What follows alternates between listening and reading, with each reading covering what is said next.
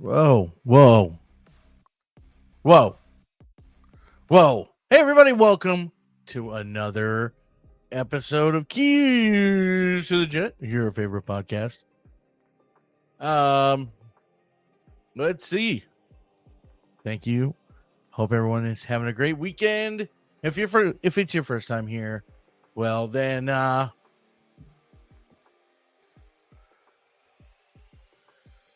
if it's your first time here, we're a podcast that talks about anything aviation, anything military, and anything that I want to fucking talk about. I hope everyone is doing well. I think I already said that to you all. So yeah, let's get right into it. It's gonna be a good one.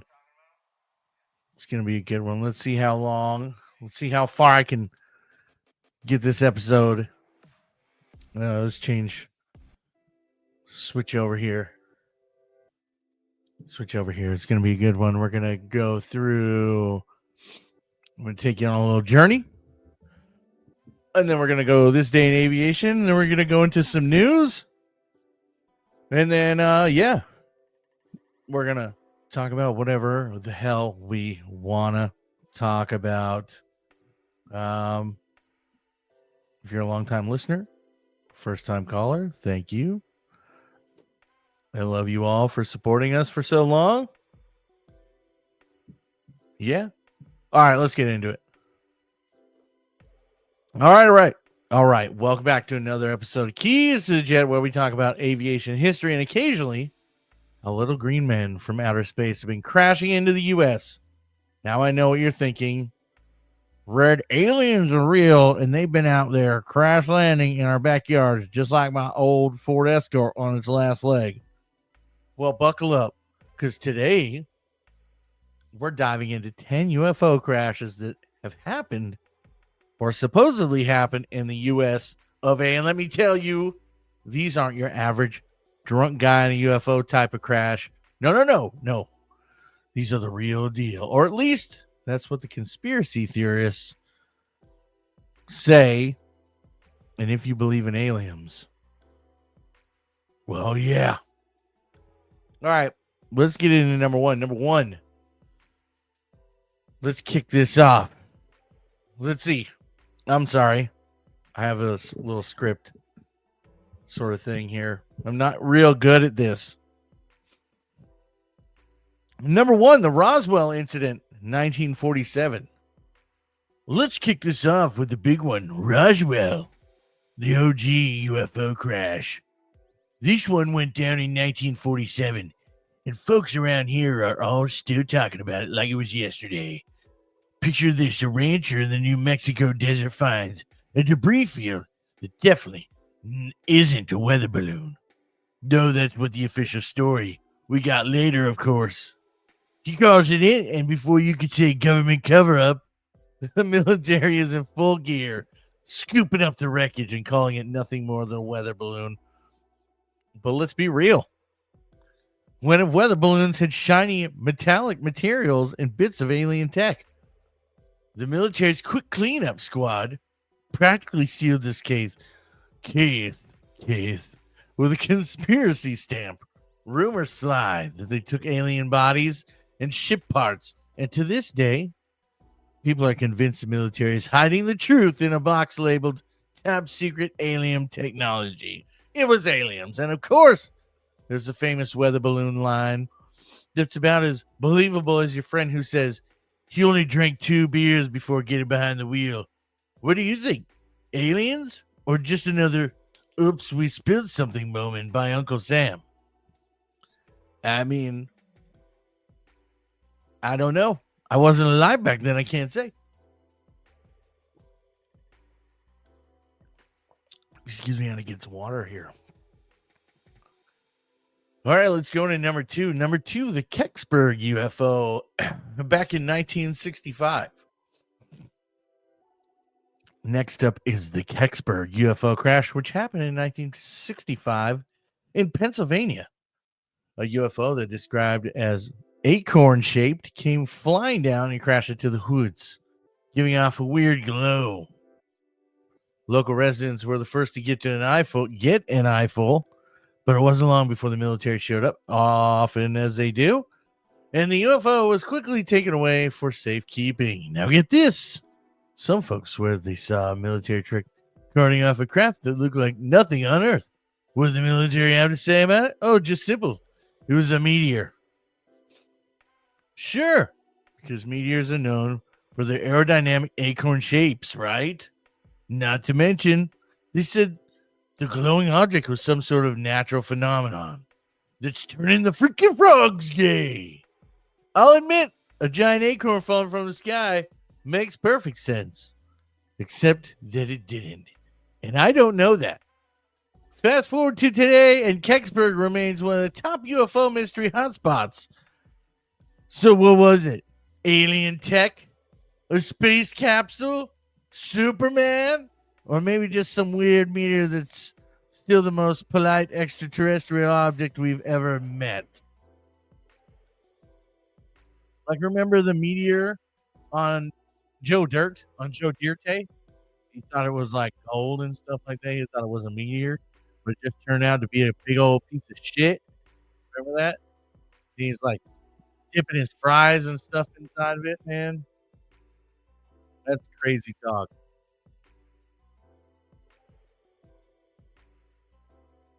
Sorry, I'm drinking some water here. Drink some water. AMSR. AMSR.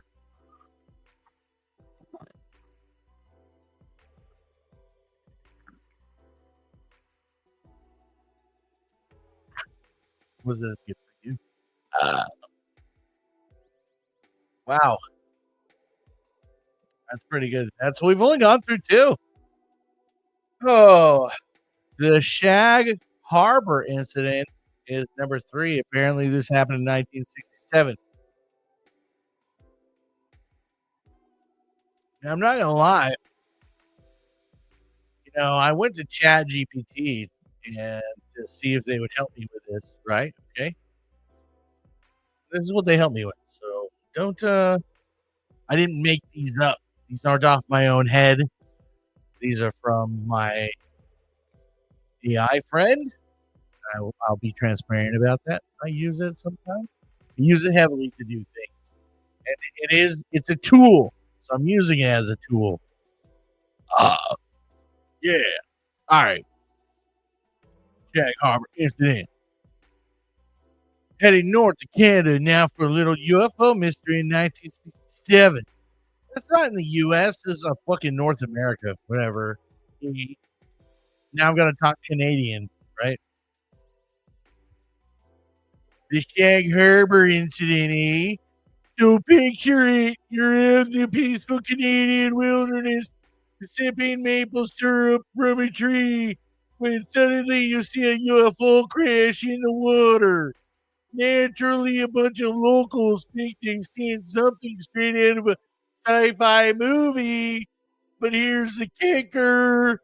The Canadian government, how'd they get their moose there so fast? That's what I want to know. How they pack it up on so many different mooses. They act like it's no big deal. I'm sure there's a reasonable explanation. It was just a fishing boat light. Or we've got a new type of moose that lights up at night, eh? But it gets better. Oh, the military investigates, sees nothing. They've got their best Canadian Yaxmas man on it. Let's see. No wreckage, no bodies, just a bunch of confused Canadians asking themselves, what's the deal with all these glowing objects in the sky, eh? No one ever figured it out. So to this day, folks are like, eh? Probably just an enthusiastic glowing beaver. Maybe it was the aliens version of the Bermuda Triangle and they were just taking a swim in the wrong part of the world. Wrong part of the world. That wasn't Canadian at all. I don't know what's going on today, man. There's a lot of crazy stuff going on here. But it wasn't even me. I didn't do this. You can't blame this on me. Okay. Okay. You can't blame me. Show me. I am not a. All right. Let's get into number 4. Number 4. All right. Is the Maury Island incident. Maury, like the dude who says that you are not the father. Here's Island. Like Epstein. You know, the guy that didn't kill himself, the guy that, you know, didn't do any wrong or anything like that. You know, the guy who, that guy, Maury Povich. Did he hang out with Epstein? How many times did he have to tell people that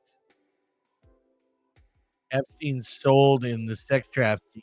They are not the father, and they're like, woo, let's go. I don't actually know if they actually hang out with each other, so Maury. I'm just. Anyways, the Maury Island incident, 1941. All right, time for the Maury Island incident. Let's set the stage.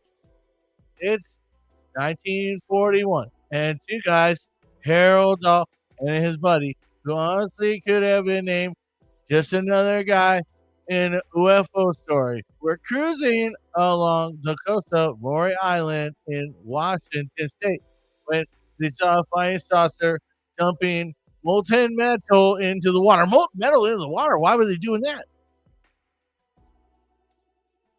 Yeah, molten metal. Because exactly how aliens carry their leftovers, they're just slinging hot slag everywhere.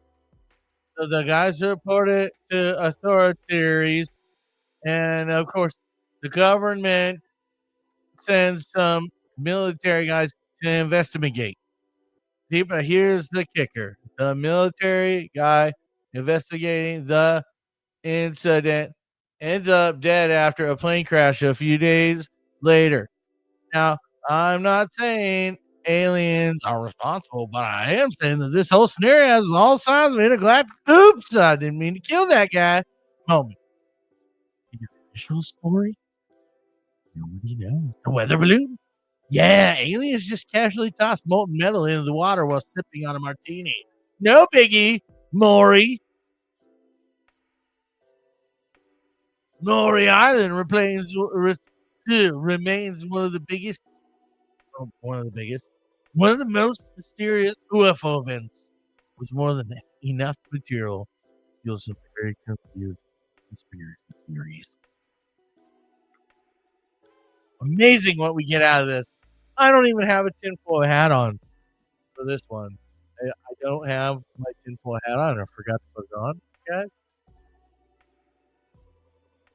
Later, let's go change. Right?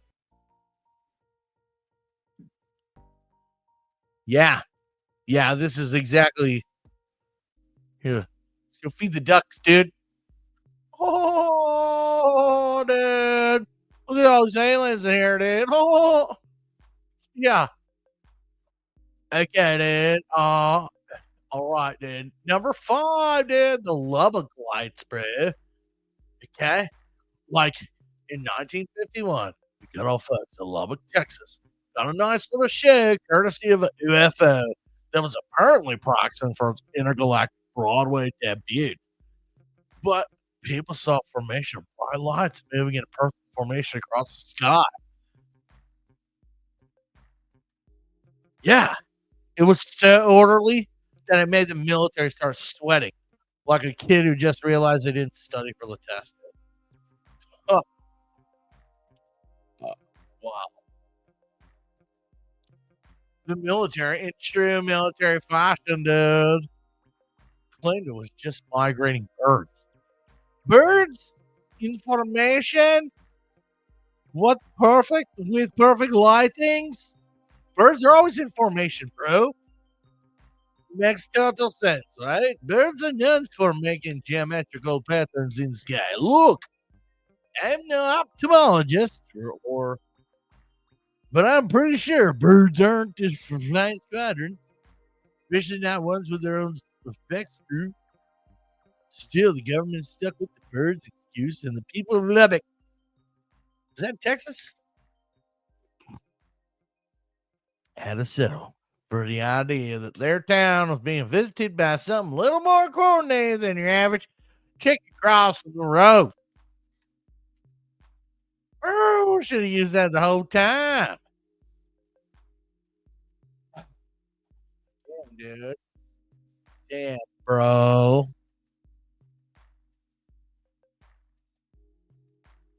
Cool.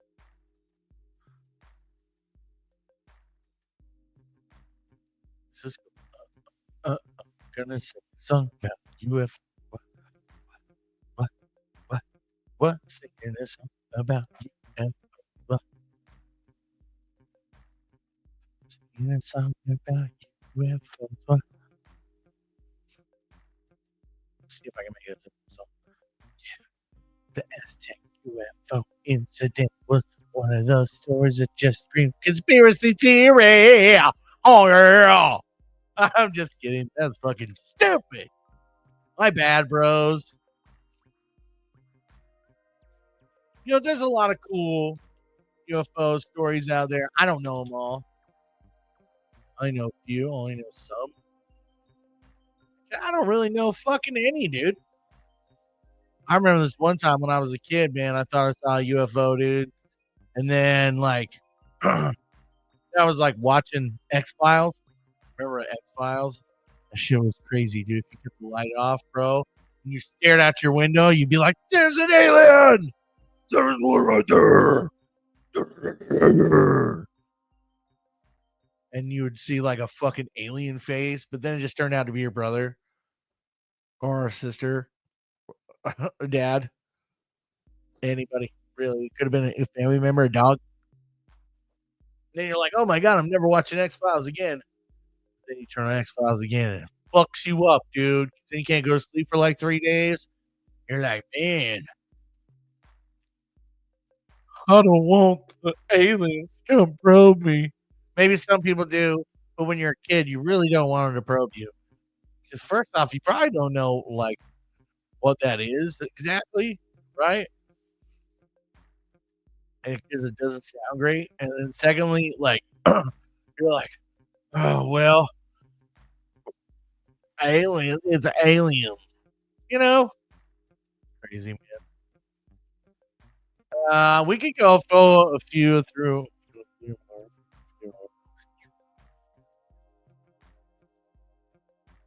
Let's see. This is in Australia. I don't know why we're talking about Australian ones, but we head across the pond to Australia, where in 1966, over 200 students in the faculty exchange for school in Melbourne saw a UFO flying low and fast. The scene wasn't just some lazy, leisurely UFO. It was zipping around like a squirrel in a Red Bull. Oh, good day, mate. Witnesses says it was you, Jay. Silver and darting or nor through the air like it had somewhere important to be. The UFO or UFO performed maneuvers that were too agile for a plane, zigzagging at breakneck speeds, eh? The military got involved, but surprise, no one ever got an explanation. Some said it was a plane. Others think it was a military test. I don't know about you, but I've never seen a plane do a quick 90-degree turn, smoking a cigarette, and making it C shape in the sky. After all, this UFO didn't exactly check the box for a mundane aircraft. Mystery still lingers. It wasn't aliens. Was it a secret government craft? Was it a UFO from the future? Trying to figure out why Australia's internet connection sucks. It couldn't have tried to do that because it was 1966 and there was no fucking internet. So I think it was a fucking boomerang, dude. Yeah. Yeah. Next one, number 7. Let's go. Woo! Get ready for one of the weirdest UFOs encounters. The Flatwoods Monster. In 1952, in a small town in West Virginia, a group of kids and their moms saw a UFO land in the woods. As they constantly approached the scene, they encountered a creature that was out of this world. Literally. This thing was about 10 feet tall with a strange glowing face, a dark green body, and it looked like it was wearing a shirt. Shirt. I guess the alien decided to come down from the cosmos wearing his best Sunday dress. What did the witnesses do? Run for their lives? Of course. After all, no one wants to be the one who gets stuck in aliens' weird fashion choices. The military showed up in shocker. Found absolutely nothing, but no one's ever really been able to explain it. Maybe Flatwoods Monster was an alien in disguise, just trying to fit in. The local country folk, who knows? Maybe aliens really liked West Virginia's hospitality or its weird cryptid-filled reputation. It was visiting a cousin in the monster-fucking-filled forest of backwoods shit. Crazy. Listen, these stories are cool, dude, but like, and I'm just briefly touching on them, just a brief for a second. We can revisit them at a later date for fucking. We talk about the whole episode if you want to. We can talk about one alien for the entire episode if you want to. You know, like I think it'd be cool. Anyways, number 8, the Aztec UFO incident. This is in 1948. The Aztec UFO incident is one of those stories that just screams conspiracy theory with a side of unexplained. In 1948, a UFO reportedly crashed in the hills near Aztec, New Mexico. The craft was found with several dead alien bodies inside, and naturally, the military arrived and took everything. The wreckage bodies, probably a few aliens' personal belongings, and the neighborhood cat that always kept getting in trouble. Oh, it was a witness. They had to go journalize his brain. The military quickly packed it all away under tight security. The story remained mostly quiet except for some whispers about the government had found. But the weirdest part, no one really knows what happened to the wreckage of the bodies.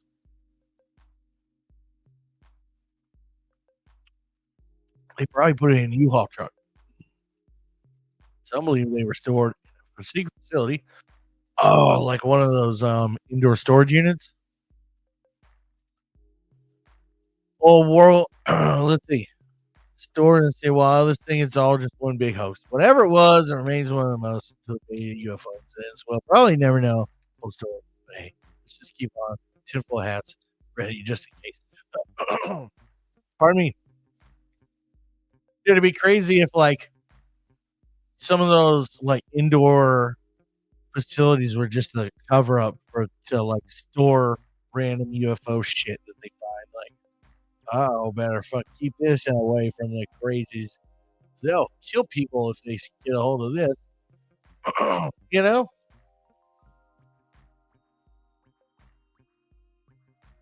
All right. Which one are we on? We're on number 9.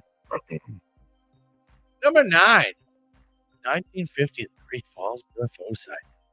In 1950, there was a massive UFO sighting over Great Falls, Montana. The thing was a giant glowing object that was seen by multiple witnesses, including military personnel, who watched it fly across the sky. The UFO, ASMR, ASMR. Hold on. ASMR. That's what that is. Oh, listen. Can you hear this?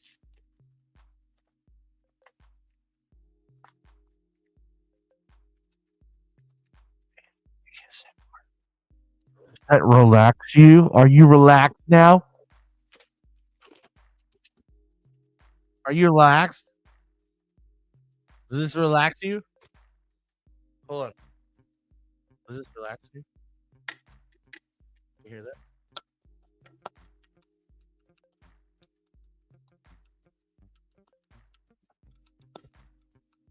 That relax you? Is that relaxing? That's my monster can.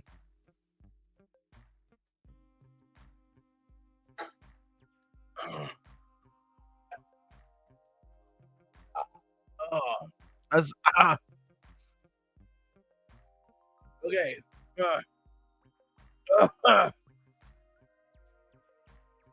Where were we? Uh, yeah, nothing like. Let's see. The UFO was described as enormous and it moved with precision and speed that no aircraft could replicate. Object was tracked on radar, but when the military was investigated. Excuse me. It was gone. No wreckage, no debris, and the military's official response was nothing. Yeah, right. The only nothing buying is the one where I accidentally delete a file. I didn't mean to. What the fuck is that?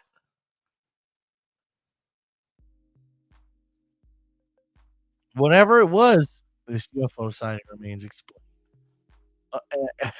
Yeah, it remains explained. I just explained it to you. Unexplained. I can't read.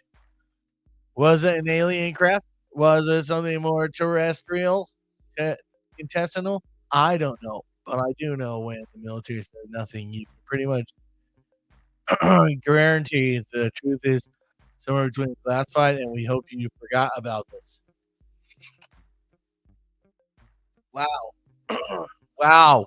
We're on a collision course towards the end here, people. We're on a collision towards the end. And number 10, let's get to number 10. And then we got the Phoenix Lights, number 10, Phoenix Lights, one of the most well-known and recent UFO events in the U.S. Thousands of people in Phoenix, Arizona, greatest state in the union, witnessed a massive V-shaped formation of lights moving slowly across the sky. It was so big it could practically cover the entire city. And I'm pretty sure everyone in town had to cancel their dinner plans just to stare at the sky. The military complained they were just flares dropped by aircraft. But come on, flares don't float like that in a pattern. You ever seen a flare? You know it's more about boom and less than slow motion flight pattern. Some say it was a UFO. Others think it was a military craft of some sort. Whatever it was, still a mystery the people in Phoenix talk about, like happened yesterday. And who knows? Maybe they'll show up again, grab a taco. I mean, Phoenix is known for its food, right? Maybe they were just hungry. Yeah, those are my 10 UFO stories for the day. Again, we can pinpoint ones, single ones later. I just wanted to touch on a few today, whether they were in the US or outside the US. UFOs, do they exist? Are they real? Do they like tacos? Where do they like to visit more? What part of the US do they visit? Um, so, do they like the Southwest desert? Do they like the Midwest? Nobody likes it. Do they like the South? Potentially. But yeah, that's been my UFOs. So there you have it, folks. 10 UFO crashes, sightings, strange encounters that are enough to make you believe that maybe, just maybe, aliens are watching us or crashing into us. Either way, sure leaving a lot of messages for the military to clean up. Who knows what's next? Maybe the next UFO crash will happen in your backyard. You just better hope they don't mistake your porch for a landing pad. Until then, keep your eyes on the sky and remember, if it looks like UFO, sounds like UFO, it's probably a duck. And you're probably about to be the next top secret government cover up and experiment where they probe you like a lot. All right, let's shift gears here. That was pretty good. Let's shift gears. Shift a little gears, and we're going to go into this day in aviation. I don't even know what day is it. What day is it? July 12th? Ooh. Let's see.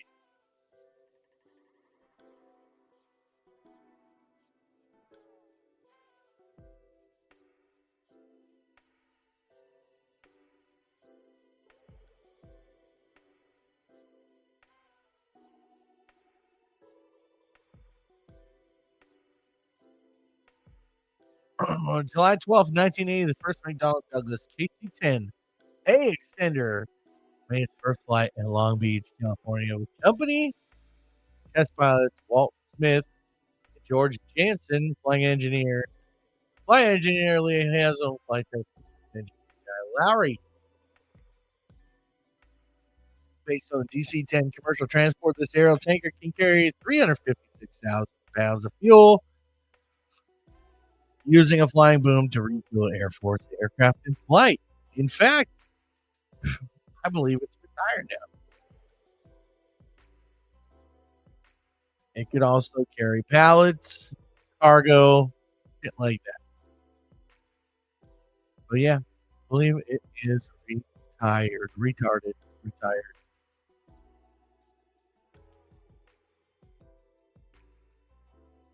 Let's see, 12 July 1957, President Dwight D. Eisenhower was the first United States president to fly in a helicopter when a U.S. Air Force Sioux, owned by Major Barrett,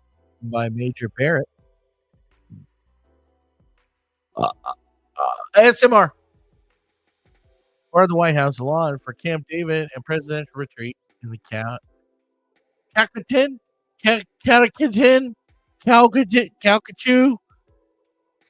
Calcasieu Mountains of Maryland. Also on board was the U.S. Secret Service, blah, blah, blah.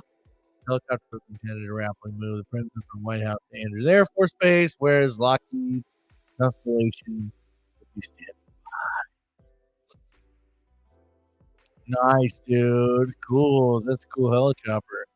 Bell H-13J Suix. Crazy. That's cray.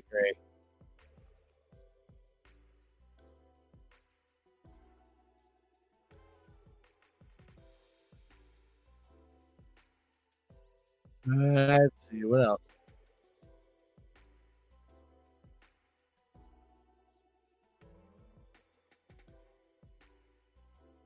A lot of words. All right. That wraps up this day in aviation. Let's get to some news.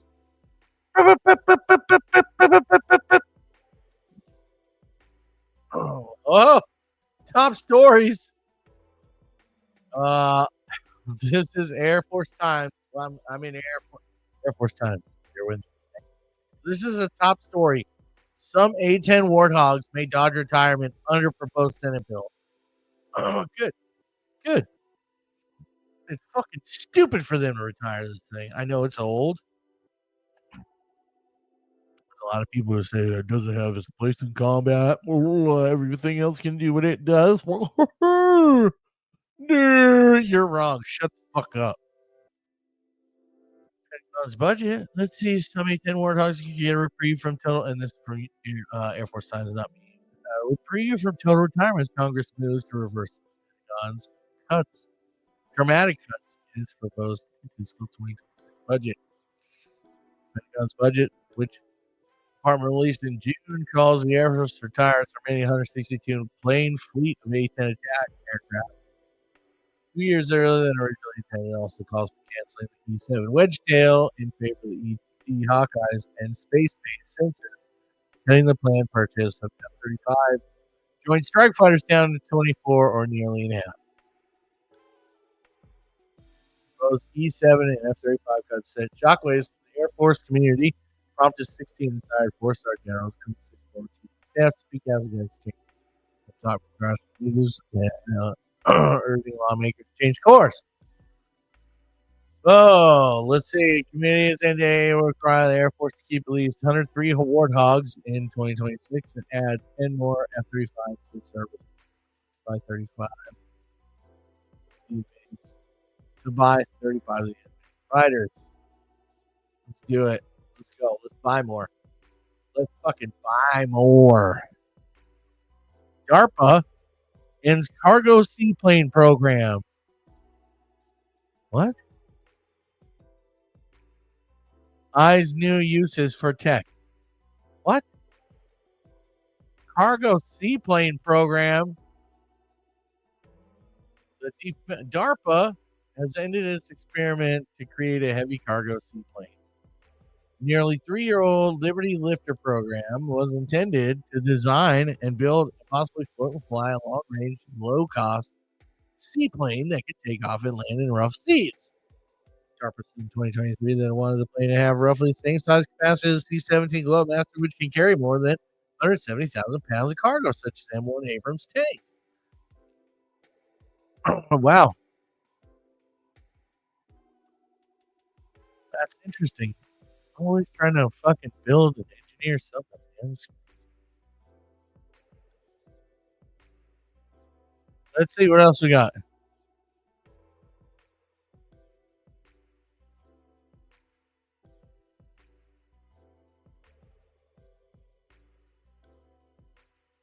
Let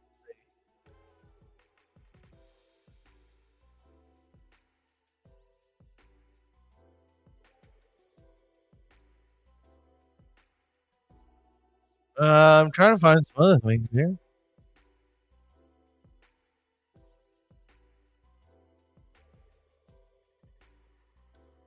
Oh. All right, let's go to war. Let's see what's going on here. Sorry, guys. Got sidetracked there for a second. All right.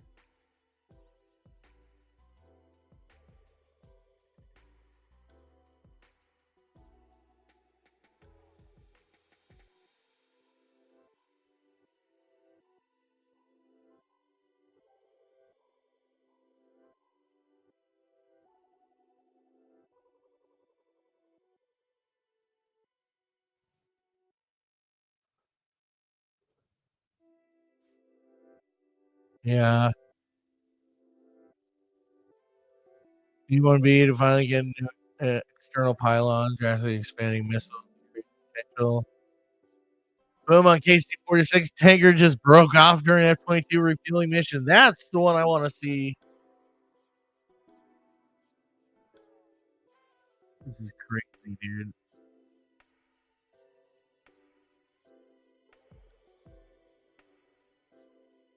Come on me here for a second. Take a short break, real quick. All right, I'm back. Sorry, I had to talk to the phone here real quick. All right.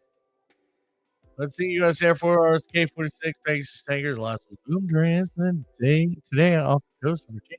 KC-46 been F-22 Raptor fighters refueling mission at the time. Dang, dude. It just fell off, huh? Just fell off, bro. Maybe there's a video of it. Here, I'm gonna see. Here, I'm gonna try to share. Okay, I'm gonna try to share a screen. Maybe you guys can hear this video. Giant Killer fell 8-1 emergency. Fell 8-1 confirm emergency. Affirmative, fell 8-1. Our boom has detached from the aircraft. We're going to continue westbound, likely going to be headed toward Langley. Fell 8-1, say altitude requested. We're going to maintain 240 for now, running checklist, fell 8-1. When are you requesting any services at field? Giant Killer. Fell 8-1, advise when you're ready for your turn. Stand by, fell 8-1. Apparently, that was the ATC audio, which, hey, cool. That sucks.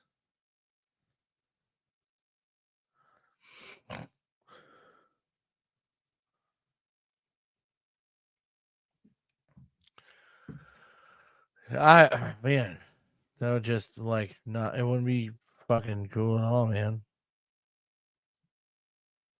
Another one of the tankers lost its boom while refueling an F-15E Strike Eagle off the coast, California last year. What is going on with the booms, dude? What is going on?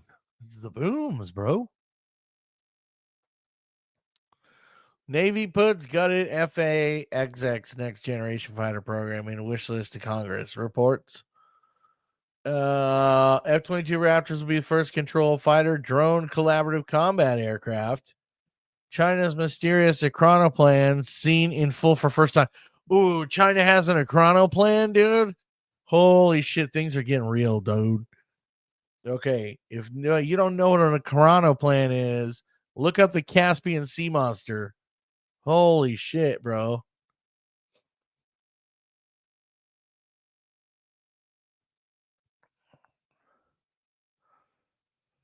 Yeah, look up the Caspian Sea Monster and then you'll see what I'm talking about. Those things are crazy, dude. You know what I mean? Woo! Shoo! Let's see what else. China's 2 CJ-20 stealth fighter poised to enter operational service. Wah, wah, wah, wah, wah.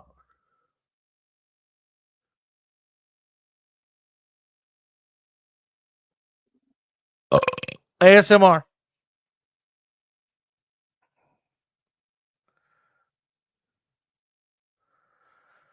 ASMR. Sorry, guys. Trying to multitask here.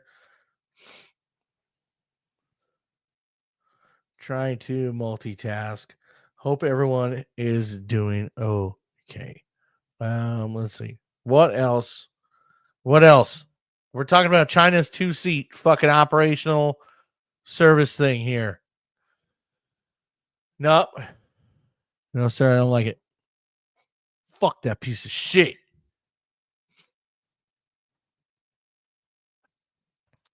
Dude, you guys want to play some? You guys want to hear an F-15 starting? I'm gonna play an F-15 starting, and you guys are just gonna have to listen up. All right, you guys are just gonna have to listen. We listen, and we don't judge. All right.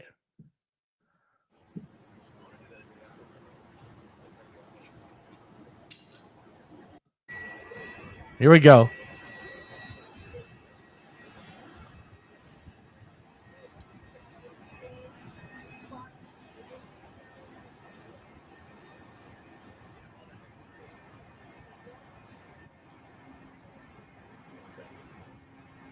Come on, bro. Pull the handle, dude. It's taking so long.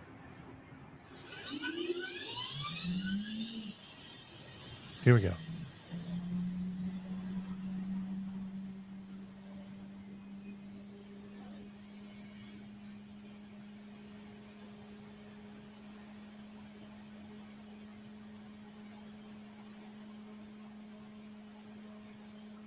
believe it's F-15C starting up.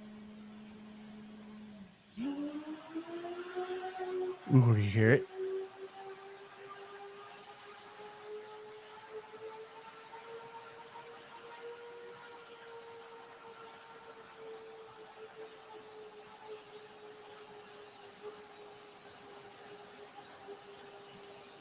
Hell yeah.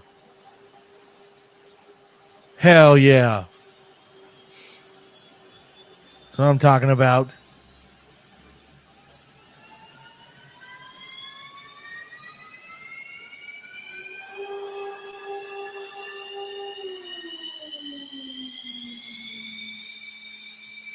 That's freedom. Freedom is a free because folks like you and me. Freedom is a $1.05. Wow, that's the right motor started. You guys have ever crewed a F-15? I have. Watched one thousands of times. Well, probably not thousands, but a lot.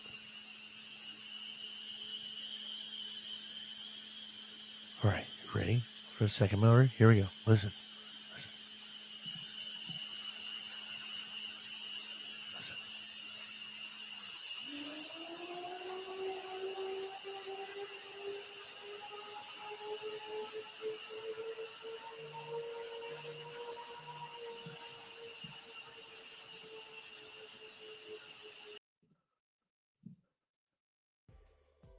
Oh, sorry about that. I'm back. Sorry about that. I'm back. Anyways, that was an F-15 starting up. I hope you enjoyed it. I enjoyed it. Figured you'd give you something, some a little tasty, some to fill in some, you know, something to fill some minutes for a second. But yeah, I think we're gonna call it on this one. It's been a good episode. I'm gonna head out. Thank you everybody for listening. Thank you everybody for following, sharing, liking, doing all that stuff. I love you guys. Thanks to all of our patrons. Grigory, the mayor, Goodyear, Ricky Freeland, and fucking Cody. I love you guys. And if you'd like to join them as well, donate to the channel. You can donate $5 a month at Keys to the Jet or at sorry.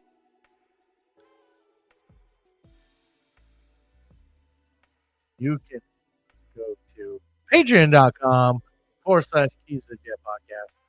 Donate $5 I'm getting t-shirts made currently for patrons. So if you're a patron, you get a free t-shirt. And I have new designs coming out, which means you'll get a discount as well and early access. I have about 4 or 5 designs coming out right now. Or coming out soon. The next probably month or two. So I just have to get them made and see how the quality is going to be. And once that, I'll show them off to you. Only if you want to get one. Okay. All right. Remember, you can find us all on the socials: YouTube, Twitch, Instagram, Facebook, Rumble, TikTok. We're everywhere. So I will catch you on the next one. I love you guys. Be kind to each other. See ya. What?